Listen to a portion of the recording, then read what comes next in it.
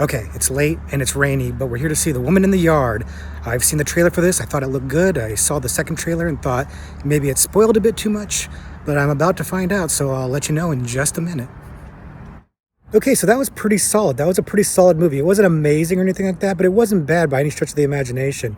It did get spoiled a little bit in the trailer, but it's a pretty good movie that it has a lot of ambition. I don't know that it's completely successful in its ambitions, and it kept threatening to fall apart throughout the entire movie, but the acting was strong enough to hold it together. It's a very well-directed movie. It's really beautifully shot, and the performances, again, are really strong.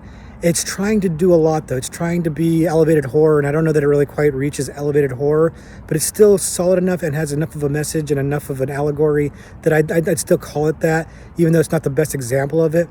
It gets really dark at a point. It gets really dark towards the end, and I think that's what kind of pushed it over the edge for me and made it feel like a good movie because, like I said, I wasn't too sure how I felt about it for most of the movie, but by the end, I was like, you know what? Pretty solid. I was pretty pleased with how it ended. So overall, I'd say it's worth a recommend. I don't think you need to run into the theater to see it, but I think you should check it out at some point because it was good. It was good. It wasn't great, but it was good, and I think that the ambitions were there and not necessarily met, but good enough to entertain.